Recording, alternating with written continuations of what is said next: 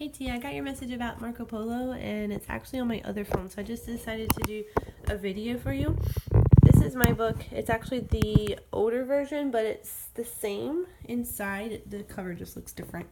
But I love this book, and you can tell it's very worn out because I actually got it from the library, so it had been used and it was on sale for 50 cents. I can't believe it. Anyway, this was when Cayman was a tiny baby, and I used it on the kids that I was nannying at the time, and their parents were very thankful because they were actually already reading level 1 books when they started kindergarten.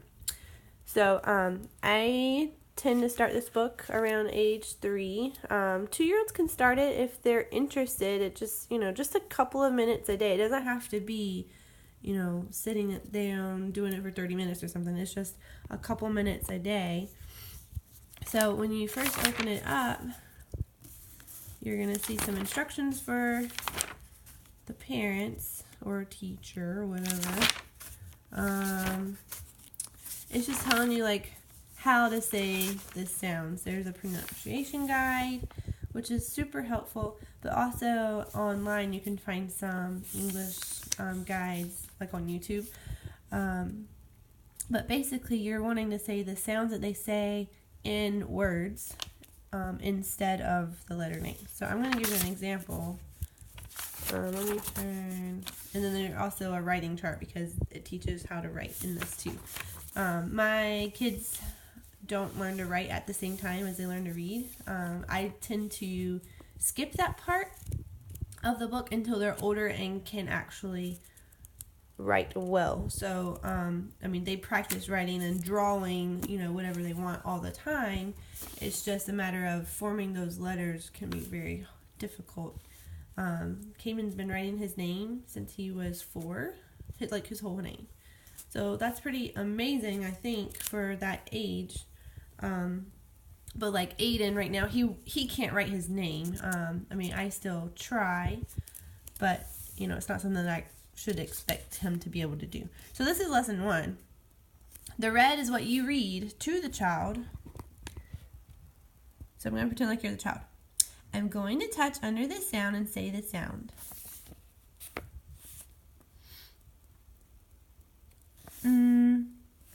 Your turn to say the sound when I touch under it. Get ready. Again. Ready. So you see the book is very, it explains a lot, and it doesn't leave you hanging. So you just go in order. The lessons are super fast. The next one would be S.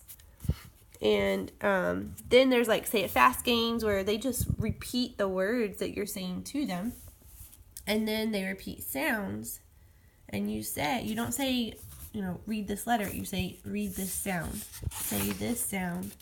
So I'm going to go back. The dots actually are for helping to use their fingers to read, because that will keep their place in the book. So after you get past probably lesson 12, lesson 12 starts forming the words. And you'll notice the ones that have the lines on top, those are the sounds that say its own name. So this would be E, and that's going to be for all of them. So for instance, this sound is A instead of A because it does not have the line. Of course, closer to the end of the book, they take those lines away because then they've already learned the word itself. It's memory work, pretty much. Also in this, lesson 13. Lesson 13 starts stories. So, we call this a story. Even though it's only one sentence, it's still a story. And I cover the picture up with a different paper, or either you can, fold the page or something. But we do the first reading, task 7, and they sound this out. And then you do a comprehension question to make sure they know what they read. That's very important. That's the most important part, I think, once you're getting into reading sentences. Because if they don't know what they read, then there's no point to read. This will help, with chapter books later on also. And then there's a second reading to make sure they comprehended it. And then I keep this covered, and I ask the first couple of questions before I show them the picture, because I want to make sure they know. And then you can show them the picture and, be all excited that you get to see what you just read and, what he's doing. So I'm going to show you, of course, in the back, Cayman's back here. This is Cayman's next lesson he hasn't done yet. This is his papers that I hold his place with. So, but you can see that, as time goes on, the stories get longer. And then eventually, eventually the dots go away. And then the letters also start to get smaller, like smushed together.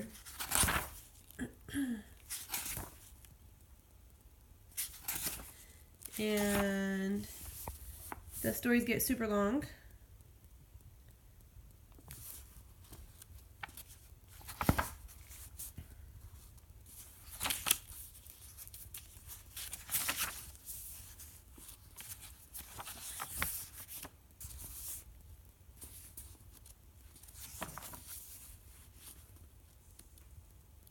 And it also begins to add titles, so you can talk about titles and authors.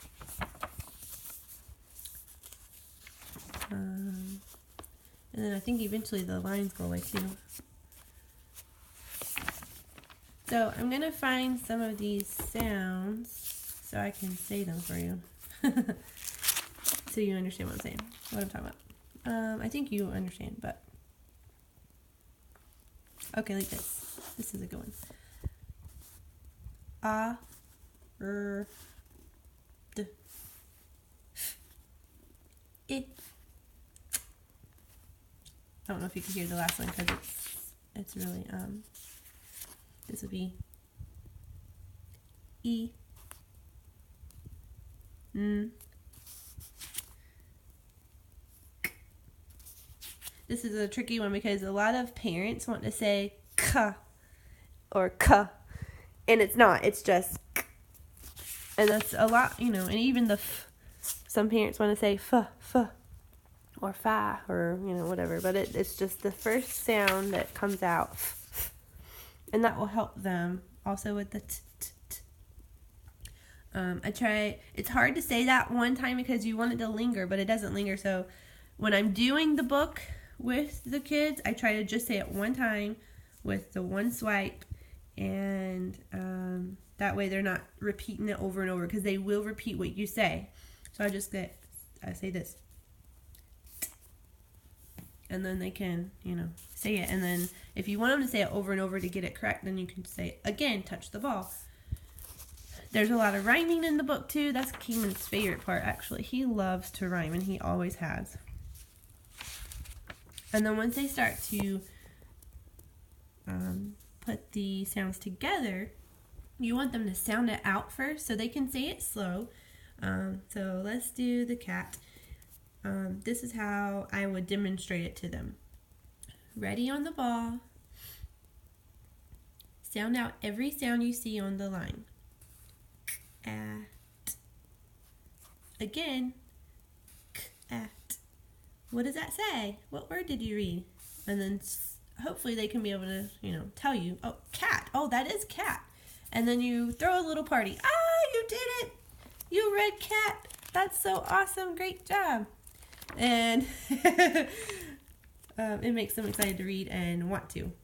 I hope that was helpful. I love this book. And like I said, I have taught so many kids to read with it. The Dobbs kids were my first kids that I taught with it. All three of them, they were reading level 1 books before they even hit kindergarten, and their parents were super excited about that. And now they love to read. I mean, they are, the twin girls just turned 10. I cannot believe it. And they're reading, chapter books, and and Lily really does. She likes to read a lot. But then after that, I tried to start it with K-Minute too, and he just was not into it yet. So it really depends on the child for sure. So I, put it away, and I would play phonics games around the house without the book. Like, it was the book that made him stressed out. So I would do the same thing, around the room, and when we go to the grocery store, and when, wherever. I always said the sound and not the letter name. I mean, my kids know how to sing the alphabet, but past that, I don't say, look, there's a letter A. I say, oh, look, that sound says ah. And it really helps them, I think, to string them together faster. Okay, I'm going to let you go now so I'm not boring you. It's been 10 minutes. Oh my goodness, almost 11 minutes. I love you, girl. Let me know if you have any questions.